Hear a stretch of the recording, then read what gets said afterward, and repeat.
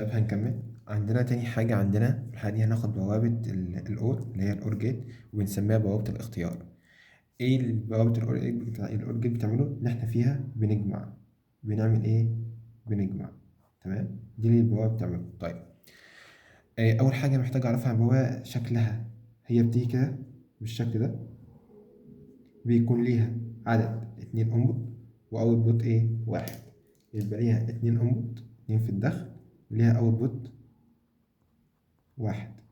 تمام. هنسمي الاتنين انبوت اللي عندنا اي اي واي اي، اي اي واي بي، والاوتبوت عندنا اهو.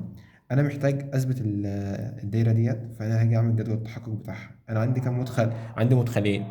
فعندي كام مدخل؟ عندي مدخلين. يبقى 2 أس إن هتساوي 2 أس 2، 2 في 2 ب4. يبقى عندي 4 حالات. ال4 حالات دولت همثلهم ازاي؟ همثلهم كالآتي. هعمل جدول كلاس تيبل عادي اهو، وهحط فيه أول حالة خالص اللي أنا بعرف فيها. بعد كده هعمل أدي 1، أدي 2، أدي 3، أدي 4. أول حاجة ال IA، وأدي ال IB، وأدي الأوتبوت اللي عندي. أدي ال IA، أدي الاي بي، وادي الاول الاوتبوت اللي عندي. الاي اي انا هقسم الاربعه دي 2، يبقى عندي واحدين صفرين، 1 0 1 0. لما اجي انا احل ديت، فانا بجمع 1 زائد 1 ب1، 1 زائد 0 ب1، 0 زائد 1 ب1. طب 0 زائد 0 ب0. يبقى في الحاله ديت امتى البوابه دي تدي صفر او ما تديش ناتج؟ هتدينا امتى؟ لما يكون المدخلين الاتنين ايفن، يعني الاتنين بايه؟ بصفار. تمام. طيب هاجي بعد كده، انا عايز اثبت يعني عايز اثبت الجدول ده في التراست تيبل. فانا عندي دايره كهربائيه. الدايره الكهربائيه تقول لنا ايه؟ لو انا عندي باتري، الباتري طلع منها سلك. طبعا هنحط مقاومه عشان ما نبوظش الدنيا. السلك ده هنعمل له معاه مع سلك مفتاحين اهما. المفتاحين دول هنمشي ونحط هنا لمبه، واللمبه دي هنيجي نقفل الدايره بتاعتنا لو انا عايز اتست الحته دي. فانا باجي ابص الاقي لو انا عندي تيار، ادي مفتاح وادي مفتاح.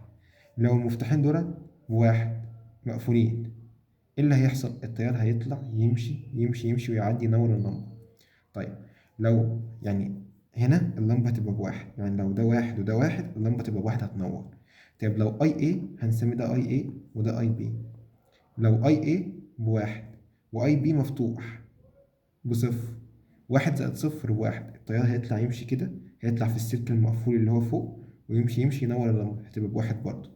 لو اي بي ده بصفر، هو اللي مفتوح. اي اي ده هو اللي مفتوح، والاي بي اللي هو التاني قفلناه، فالتيار هيطلع يمشي في اللي تحت، هيمشي يمشي وينور اللمبة. طب لو ده مفتوح وده مفتوح، ده بصفر وده بصفر، التيار هيعدي مش هيلاقي حتة يعدي منها يوصل لللمبة، فاللمبة في الحالة دي مش هتنور، هتبقى بإيه؟ بصفر. ده السيركت بتاعت الدايرة بتاعت الأور. تمام؟ طيب أنا دلوقتي عايز أفهم دي بتيجي إزاي في الامتحان. يقول لك عدد بوابات بتيجي في ترو فولس. لو أنت عندك بوابة الأور دي بتشيل مدخل واحد بس، لا غلط، دي النط. بوابة الأور بيبقى فيها مدخلين. طيب لو جات لك سؤال في الامتحان شكل كتابة الدايرة دي، أنا لما باجي أكتب دي بقول إن أي إيه زائد أي بي بتتكتب كده هتساوي الأوتبوت اللي عندي. تمام. أو ممكن تيجي بشكل تاني، إن أي إيه بالشكل ده اور الاي بي بالشكل ده، هتديها برضو نفس ناتج الاوتبوت. وممكن تيجي بالشكل ده اي اي حرف الفي اي اي بي. تمام. دي التلات اشكال بتاع بوابه الاور اللي بتيجي بيهم في الامتحان. نلاحظ ان هي بتيجي في الترو فولز كتير قوي، بتيجي بيلعب على حته المدخلين، وبيلعب برضو على حته الايفن. سؤالي بقى هنا، لو انا عندي واحد اف، يعني السؤال ده يحطوه بقى في التعليقات، جاوبوا عليه في التعليقات. لو انا عندي اي اي ديت اود، واحد ده هيكون اود في الدايره دي.